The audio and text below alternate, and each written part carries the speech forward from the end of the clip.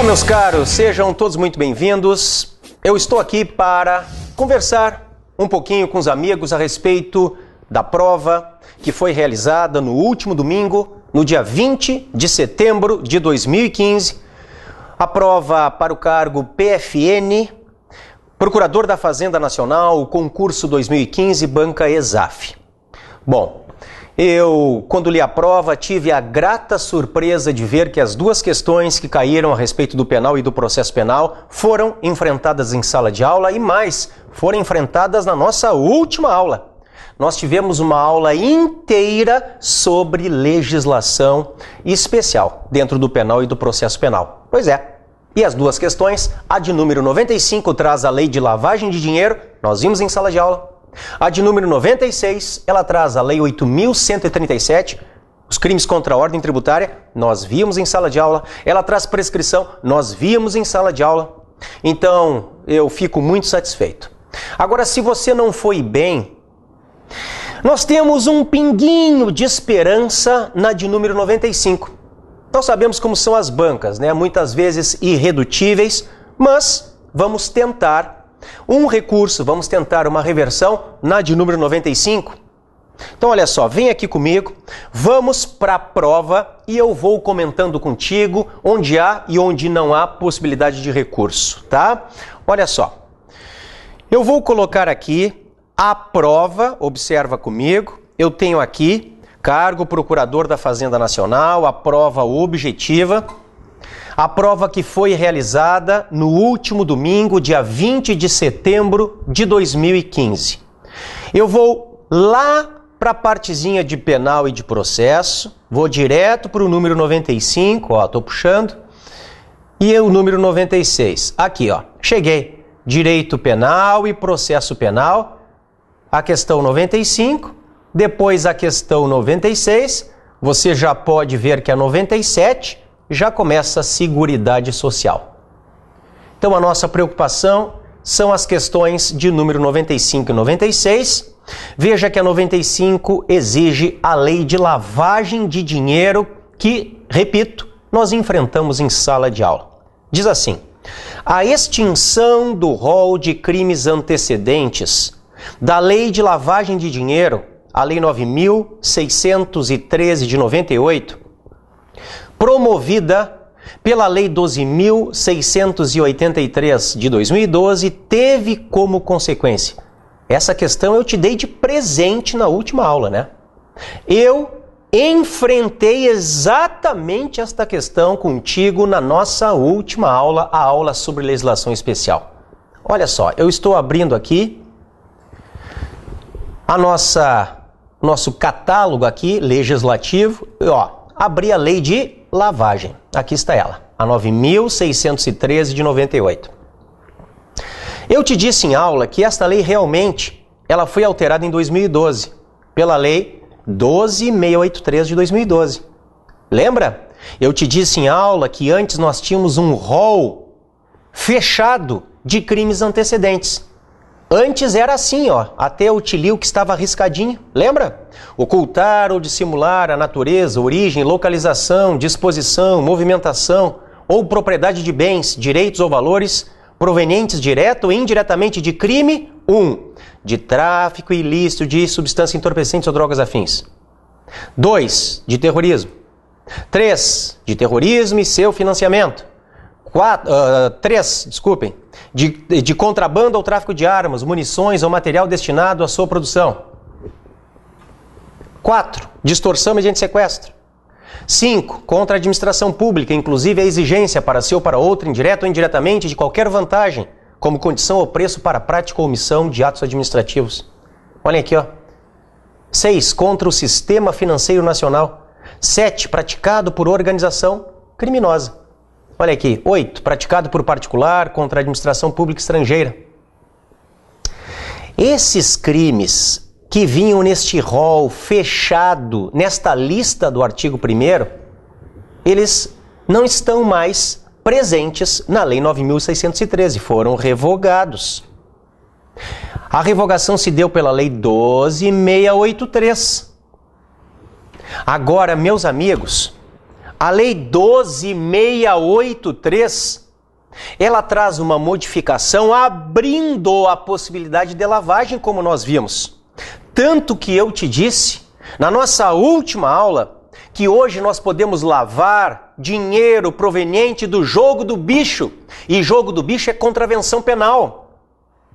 Então não há mais uma lista de crimes, tráfico e seu financiamento e terrorismo e etc. Não, não. São infrações penais. E lembra que o gênero é infração penal para as espécies crimes de um lado, contravenções penais de outro. É por isso, volta ali por favor, é por isso que nós não temos mais a palavra crime hoje, como havia na Lei 9.613. Nós temos, olha a redação, infração penal. Nós temos infração penal. Esta é a palavra hoje, infração penal, que é o gênero para crime e para contravenção. Então hoje, é claro que está pior para o réu.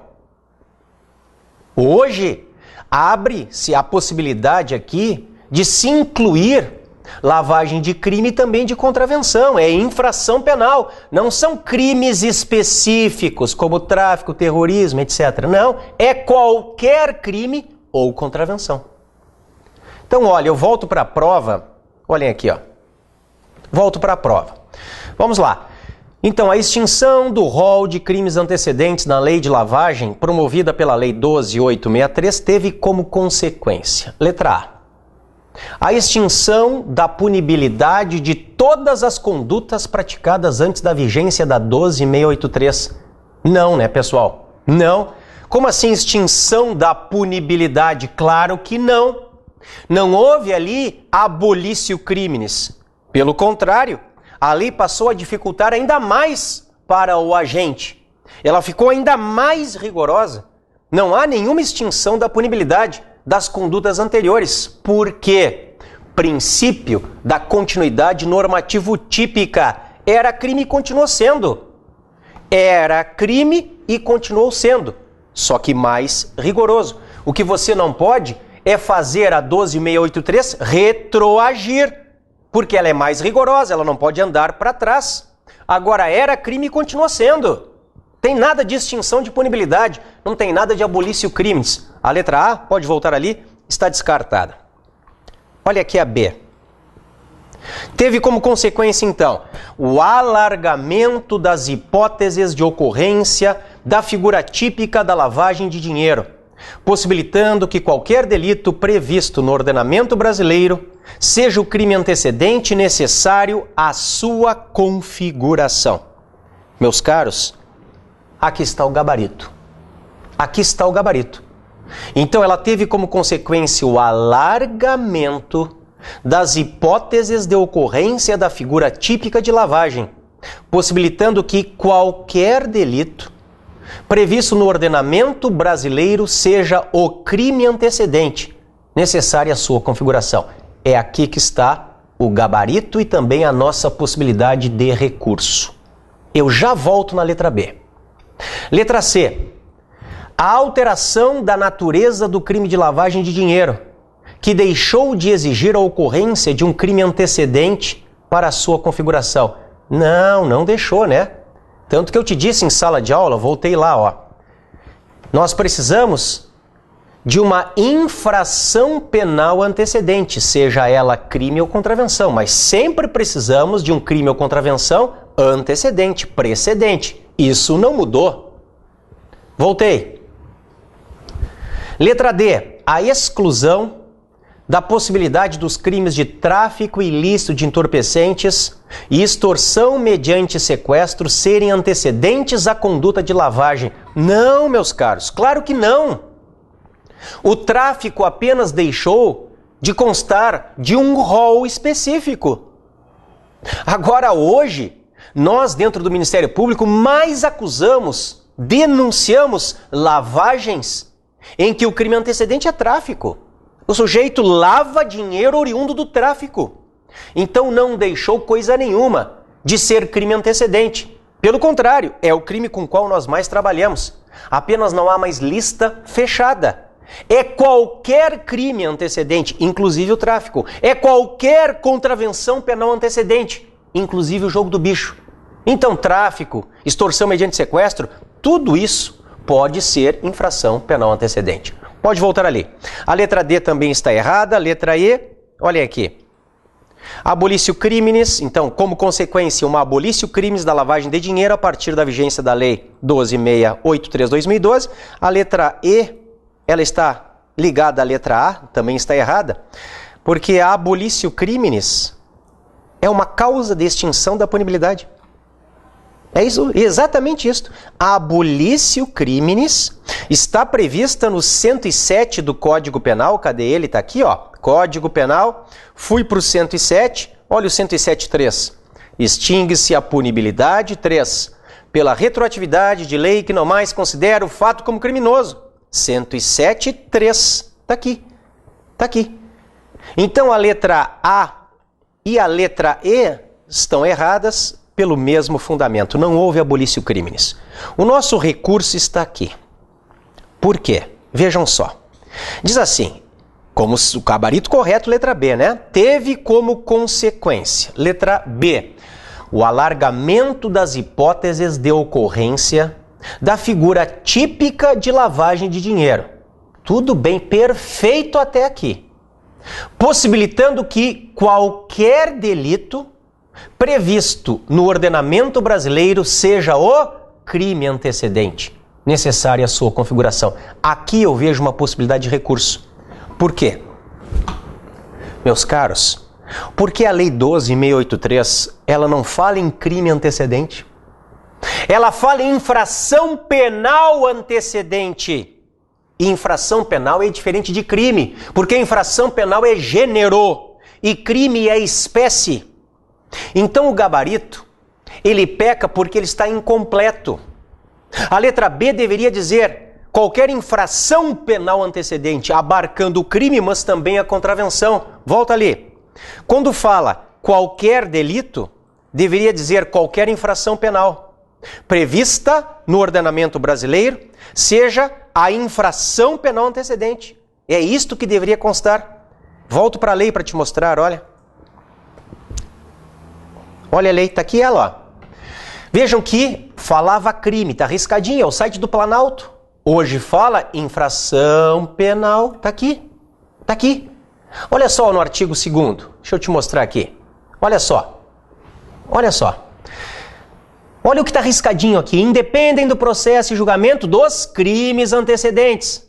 Olha o que diz agora, o inciso 2 atual, redação dada pela 12.683, infrações penais antecedentes. A palavra não é crime. Por isso eu digo o gabarito está sujeito a um recurso. Não é mais crime antecedente, é infração penal antecedente. Está aqui. Está aqui. E estas alterações estão por toda a lei. Olha a letra B aqui do inciso 3. Crime antecedente. Não, é infração penal antecedente. Está aqui. Está aqui. Olha aqui o parágrafo 1º do artigo 2º. Crime antecedente. Não, é infração penal antecedente. Está aí. Meus caros, voltei para a prova. Então, o alargamento das hipóteses de ocorrência da figura típica da lavagem de dinheiro, possibilitando que qualquer delito previsto no ordenamento brasileiro seja o crime antecedente necessário à sua configuração. O que está aqui não deixa de estar errado, tá, pessoal? Está correto, só está incompleto. Porque, na verdade, a grande alteração da Lei 12.683 não foi trocar a palavra crime por delito, até porque são sinônimos. Foi trocar a palavra crime por infração penal, que é o gênero. Então deveria estar aqui qualquer infração penal prevista no ordenamento brasileiro, seja a infração penal antecedente. É o que deveria estar aqui. Tá, meus amigos? É ali que eu vejo uma pontinha de esperança, uma possibilidade de recurso, tá? Espero que, se você precisa desse pontinho, você tenha êxito, tá? Espero ter te ajudado. Um comentário breve sobre a questão 96. A questão 96, ela não possibilita recurso, segundo eu entendo, pode voltar ali. Olha só, um empresário foi denunciado em 2008. Meus caros, foi denunciado, já tem MP acusando então. como em curso no artigo 2º, inciso 1 da 8.137, vimos em sala de aula, Lei dos Crimes contra a Ordem Tributária, por declaração falsa à Receita feita em 99. A pena máxima combinada em abstrato para este crime é de 2 anos. Você lembra que eu te disse que o artigo 2º, inclusive, era uma infração de menor potencial ofensivo? Eu disse isso em sala de aula. Tá aqui, ó, 8.137. Define os crimes contra a ordem tributária, contra a ordem econômica, contra as relações de consumo. Olha aqui, a pena do artigo 1º, 2 a 5 anos. E eu te dizia, olha a diferença para o artigo 2º, tá aqui ele, ó. O artigo 2º é uma 6 meses a 2 anos, é uma uma infração de menor potencial ofensivo. Aí a questão diz assim, a pena máxima é de 2 anos, o juiz de primeiro grau recebeu a denúncia. Todavia, enquadrou os fatos narrados no tipo do artigo 1º, inciso 1. Como assim o juiz enquadrou os fatos? O acusador é o MP. O juiz enquadrou os fatos narrados no tipo do artigo 1º, inciso 1, cuja pena máxima é de 5 anos e que trata da efetiva omissão de tributo. Sobre a conduta do juiz, pode-se afirmar que foi, meus caros, só uma coisa antes de eu mostrar as alternativas. Princípio da correlação. Princípio da correlação. Deve haver uma correlação, uma correspondência entre o fato que está narrado na denúncia e a decisão do juiz. Isto é a correlação. Meus caros, princípio acusatório. Houve a separação das figuras entre o juiz e o acusador, o Ministério Público. No passado, nós tínhamos o acusador que era também o julgador. Hoje isto não ocorre mais. Como assim o juiz enquadra em outro tipo? Não, ele pode até dar vista ao MP, para que o MP adite denúncia, etc. Mas não o juiz entender que é outro crime neste momento de recebimento da denúncia. O que acontece? Você tem, então, uma pena máxima de 2 anos. Vem aqui comigo. 2 anos prescreve em quanto? Lembra da nossa aula? 2 anos prescreve em 4. Olha aqui, volto para o Código Penal, eu te mostrei o 107, né? Muito bem, agora eu te mostro o 109. Olha aqui. A prescrição, antes de transitar em julgado a sentença final, salvo o disposto no parágrafo 1º do artigo 110 deste Código, regula-se pelo máximo da pena privativa de liberdade combinada ao crime, verificando-se. Olha aqui, meus caros. Em 4 anos, se o máximo da pena é igual a 1 ou sendo superior não excede a 2. Então, uma pena máxima de 2 prescreve em 4. Voltei para a questão. Meus caros, olhem aqui. Nós temos um fato que foi praticado em 99. E nós temos uma denúncia que foi oferecida em 2008 só. E claro, ali foi recebida, está aqui em algum momento, ó, o juiz de primeiro grau recebeu a denúncia. Não diz nem a data do recebimento, mas diz que foi oferecida em 2008. Entre 99 e 2008, passaram-se, obviamente, mais de 4 anos. Ah, professor, mas não pode retroagir até a data do fato? Claro que não pode. Não pode mesmo. É o que diz o 110 na sua nova redação do parágrafo 1º. A prescrição, depois da sentença condenatória com trânsito em julgado para acusação ou depois de improvido seu recurso, regula-se pela pena aplicada, não podendo em nenhuma hipótese ter por termo inicial data anterior à da denúncia ou da queixa. Tudo bem, mas eu não estou trabalhando com pena aplicada. Eu estou trabalhando com pena em abstrato, pena máxima. E mais, esta redação do parágrafo 1º é de 2010. E o fato, meus amigos, aconteceu em 99. Então a lei não pode retroagir a 12.234 para prejudicar o réu. Então você tem 2 argumentos. Eu não estou trabalhando com pena aplicada. Esta lei é lex gravior, não pode retroagir. Então, por um ou por outro argumento, meus caros, voltei lá, nós temos prescrição. Porque se eu voltar de 2008 para 99, data do fato, nós temos mais de 4 anos. Então vamos lá. 96 sobre a conduta do juiz, pode-se afirmar que foi, letra A, equivocada. Claro que foi equivocada. O juiz não pode estar reenquadrando aqui, pois deveria ter declarado extinta a punibilidade em virtude da ocorrência de prescrição, ao invés de receber a denúncia. Aqui está o gabarito, né? Letra A. Esse é o gabarito. Correto. Letra B. A postura do juiz, a conduta está correta. Já tem erro aqui, ela está equivocada. Em virtude do princípio iura novi curia. Quer dizer, o juiz, ele tem o dever de conhecer a lei e aplicá-la em virtude da sua própria autoridade. Não está correta, está errada a conduta do juiz. Letra C, equivocada, ok. Pois deveria ter alterado a capitulação jurídica apenas no momento da prolação da sentença. Não. Negativo. Negativo. Porque se o juiz entende que o MP errou a capitulação e ele entende que vai colocar aqui um crime mais grave, que tem pena de até 5 anos, ao invés dos 2 anos do artigo 2º, o juiz teria que dar vista ao MP para aditar. Seria caso de mutatio libelli 384 do CPP.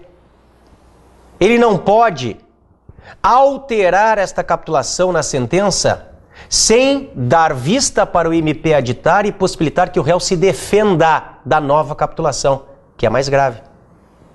Que é mais grave. Correta, diz a letra D. Não, está errada. Nós já vimos, pois os crimes do artigo 2º são absorvidos pelos crimes do artigo 1º. Negativo, está errada. Equivocada, diz a letra E. Pois contrário ao enunciado da súmula vinculante 24, o que eu te disse na nossa última aula? A súmula vinculante 24 não é aplicada para o artigo 2º. A súmula vinculante 24 só é aplicada para o artigo 1º, incisos 1 a 4. Eu te mostrei isto na nossa última aula. Queres ver? Olha aqui. Abri o STF, coloquei súmulas vinculantes. E agora eu vou até a 24, meus amigos. Tá aqui, ó. Não se tipifica crime material contra a ordem tributária. Aqui, ó. Previsto no artigo 1º, incisos 1 a 4 da 8.137. Não é artigo 2º, é artigo 1º, antes do lançamento definitivo do tributo. Artigo 1º, a súmula vinculante 24 vale para o artigo 1º. Voltei. E não para o artigo 2º. Então você tem erro também na letra E. Equivocada, pois contrário ao enunciado da súmula vinculante 24 do STF, segundo a qual o recebimento da denúncia depende do lançamento definitivo do tributo. Não, a súmula nem diz isso. A súmula não diz recebimento da denúncia. Olha de novo. Não se tipifica, ao invés de não se recebe a denúncia. Tem muita diferença, né? A súmula não fala em não recebimento de denúncia, ela diz não se tipifica crime material. E a questão está dizendo que a súmula teria o seguinte enunciado: não se recebe denúncia de crime material. Não. Está errada a letra E. Está errada a letra E também. Então vejam, a postura do juiz está equivocada por causa da prescrição. Esta 96 está perfeita, eu não vejo possibilidade de recurso na 96. Tá, meus amigos? Eu vejo possibilidade de recurso na 95. Possibilidade de recurso na 95. Não é que a letra B, o gabarito que eu te mostrei, nós temos aqui o gabarito 1, tá? Há vários. Não é que ele esteja errado, é que ele está incompleto. O gabarito está incompleto. Porque claro que hoje nós temos qualquer crime antecedente. Mas se o examinador está falando da 12683, ele deveria colocar a terminologia que vem na 12683. A 12683 não fala em crime antecedente, tanto que riscou. Está no site do Planalto riscadinho. Ela fala em infração penal antecedente. E isto induz o candidato a erro. E se induz o candidato a erro, é uma questão que tem que ser anulada, com atribuição da sua pontuação a todos os demais candidatos, tá? Nós vamos conseguir? Não sei. Talvez até não consigamos, porque nós sabemos como são as bancas irredutíveis. Não gostam de assumir quando pisam na bola em algum pontinho ali, tá? Mas esta é a minha opinião. Eu acho que a questão deveria ser anulada, porque nós temos uma questão que induz o candidato a erro. A terminologia correta não é crime antecedente, é infração penal antecedente. Esta é a grande alteração que veio com a lei de 2012, a lei de lavagem de dinheiro, a 9.613. Esta é a grande alteração e em nenhum momento se fala desta grande alteração na questão 95, que deveria em algum momento falar em infração penal antecedente, mas não. Fala em crime antecedente, em delito antecedente, continua usando a terminologia antiga, a terminologia anterior à alteração de 2012. Eu espero que estas breves palavras sejam úteis a todos os senhores. Eu desejo sinceramente que tenham ido bem, ok? Sintam-se abraçados, tá? Por este professor. Eu espero que tenham realmente sucesso, tá? Aqueles que precisam desse pontinho, espero que estas breves orientações sejam úteis também, tá? Um grande abraço, até a próxima. Tchau, pessoal.